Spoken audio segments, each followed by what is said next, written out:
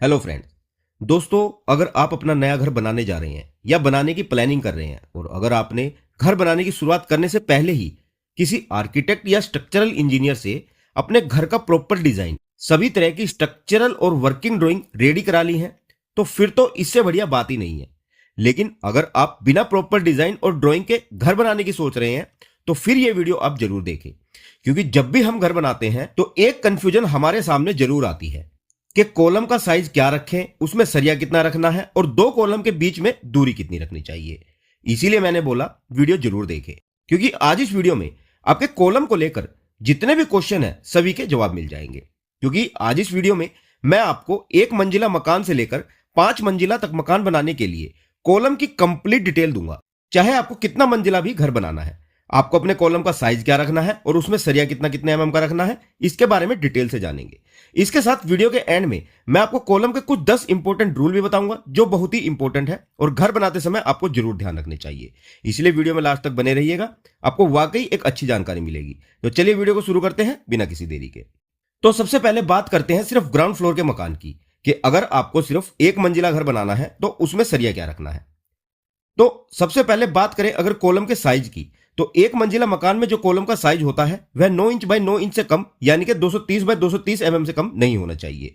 आपको कॉलम का size 9 inch by 9 inch से कम नहीं रखना है। सेकंड, बात करें दो कॉलम के बीच की दूरी की, तो आपके दो कॉलम के बीच की दूरी 3 से 5 मीटर यानी कि 10 फीट से 16 फीट के बीच में ही होनी चाहिए। 16 फीट से ज्यादा आपके दो कॉलम के बीच में दूरी नहीं होनी चाहिए। थर्ड, अगर बात करें कॉलम रीइंफोर्समेंट की, तो हमेशा ध्यान रखना कि कॉलम में कभी भी 12 एमएम से कम डाया का सरिया यूज नहीं किया जाता।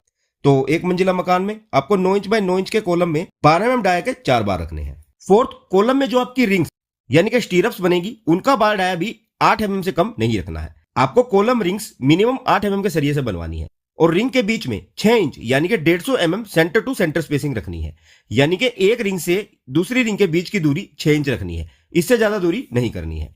तो एक मंजिला मकान के लिए आपको कॉलम का साइज रखना है 9 इंच बाय 9 इंच का और इसमें 12 एमएम डाया के 4 बार रखने हैं, इससे कम न हो यह ध्यान रखना। सेकंड है G+1 यानी कि डबल स्टोरी का मकान। अगर आपको 2 मंजिला मकान बनाना है तो आपके सभी कॉलम्स का साइज रहेगा 9 इंच बाय 12 इंच का, यानी कि 230 बाय 300 एमएम का। अगर कॉलम में सरिये की बात करें तो इस 9 बाय 12 के कॉलम में आपके 12 एमएम डाया के 6 बार रहेंगे और स्टीरअप्स यानी कि कॉलम रिंग्स वही 8 एमएम डाया के सरिये से बनेगी और 6 इंच यानी कि 150 MM centre to centre spacing में देनी है।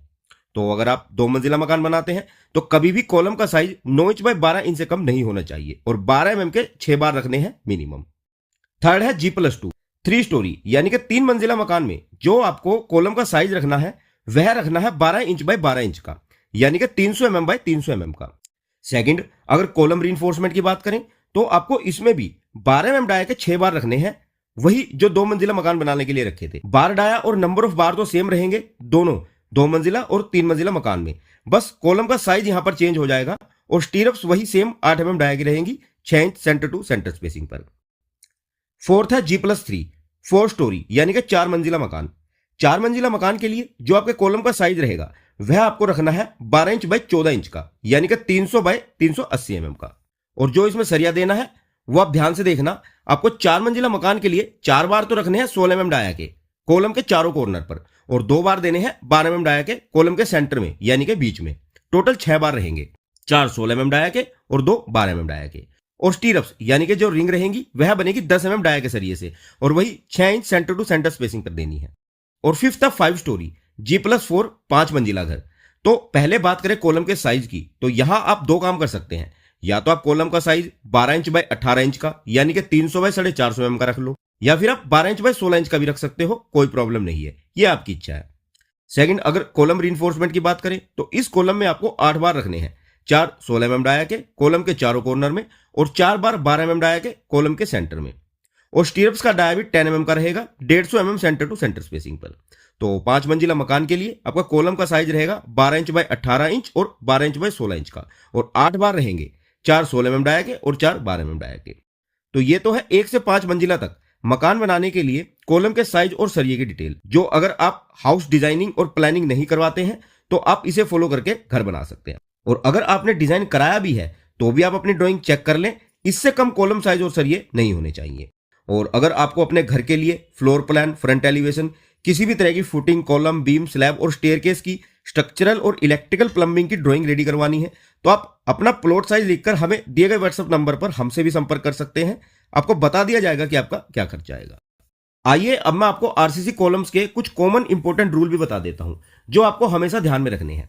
जैसे नंबर 1, चाहे कैसी भी कंडीशन हो, आप 1 मंजिला घर बनवा रहे हो, 2 मंजिला या फिर ग्राउंड फ्लोर, कभी भी आपको कॉलम का साइज 9 इंच बाय 9 इंच यानी कि 230 बाय 230 mm से कम नहीं होना चाहिए।